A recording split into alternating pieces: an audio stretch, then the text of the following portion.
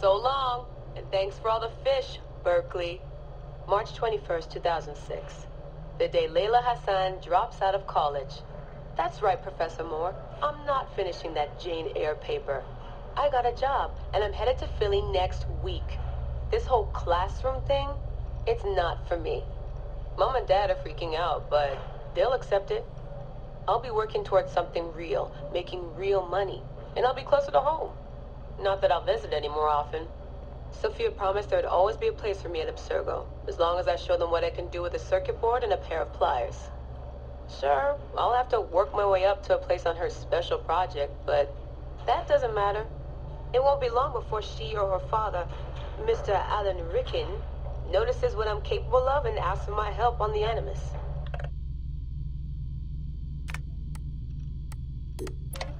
I swear, I get more done reading the latest copy of Wired on the toilet than the rest of the guys do all day in the lab. I mean, the body band? Really? If people can't take a walk on their own, they aren't going to listen to a watch that tells them to do it either. This is all so pointless. I should just go back to... Wait, that's probably what the body band would tell me to do. What I should do is build something that will simultaneously blow people's minds and the doors off the Animus Project. Nothing at Abstergo Fitness is going to be big enough for that. I'm bored as hell. But there's nothing like boredom to stimulate creativity. Yep. I think the body band needs a little adjustment to its language processing program.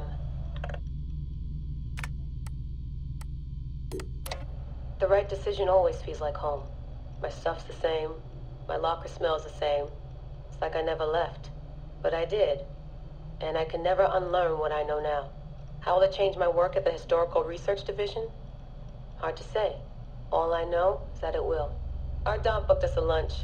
Nothing fancy. She wanted me to meet Deanna Geary, my new medical officer. She looks like she was born in the middle of a cornfield, but she seems okay. I can't believe she left homemade cookies on my desk. I don't know why I told her about getting stood up last weekend. I never talk about personal stuff at work. At least it seems like I can trust her. You need that to stay alive in the field. Too bad most of Abstergo's tactical units don't consider trust a priority.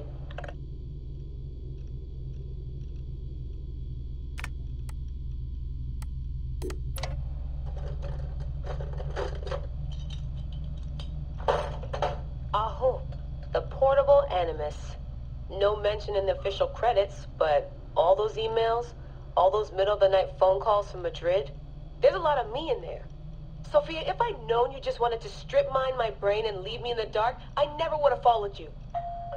Go away! There's no candy here! Nothing in life is ever free. Ever.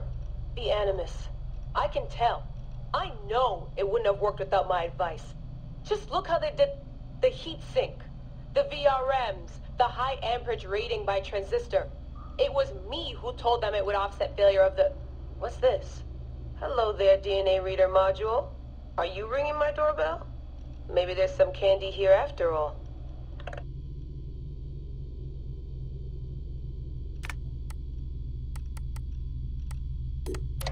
I've come to the conclusion that Sophia is shit at hiring staff. The entire Madrid facility. Ugh. How do they not see it? It would be so easy. You just have to parse the genetic memory input and work from smaller data pools. You could even process incomplete samples and still create a reliable model for high levels of synchronization. The reader module and the decryption software would need an update, but it's doable. Madrid's probably congratulating themselves just for getting this far.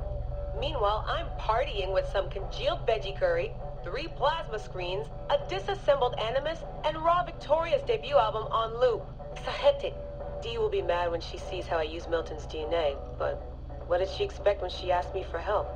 I needed someone's genetic profile to test the Animus, and, well, his was right there. All in the name of science. I like morning briefings. They're short, minimal nonsense, and they have free coffee. No downtime this week. They're putting me and Dee on a plane to Alexandria 2 days from now. I don't get why Hathaway's in such a rush. We're being deployed to extract an artifact. If it were a person of interest, the push would make more sense. A person could be halfway across the world in a couple of hours. But an artifact that's been sitting around for 2,000 years, it's not going anywhere. An artifact of high interest. Heard that before. It always ends up being some crappy pottery shard or half an old book. My Animus runs on DNA, not tableware. It'll be strange visiting Egypt for the first time since 2013. Back then I went looking for my roots, and found trouble instead. It's good that Dee's coming. She always keeps me from doing anything too stupid.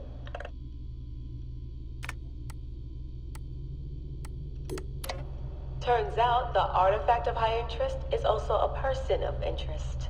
A mummy. And a golden opportunity. I've informed Dee of some changes I'm making to our assignment parameters. She acted mad, but I know she's eager to see my Animus field tested. Abstergo won't mind. Well, they would if they found out, but they won't. Hathaway's intel was a disaster. They have no idea what's going on with this extraction. Field tech is fun and all, but that's not why I left Berkeley. If the Animus lets me ride DNA this old, if the reader can model the missing codons and extrapolate the genetic memories that aren't mine, Sophia would lose her Abstergo. Abstergo will come to me on their hands and knees. My name will be right up there with Warren Vidick's. Ana Metakida Minda. Too bad the Madrid facility got blown up. But I bet they'll build a new one soon. This one will be in Philly, and its lead engineer will be Leila Hassan.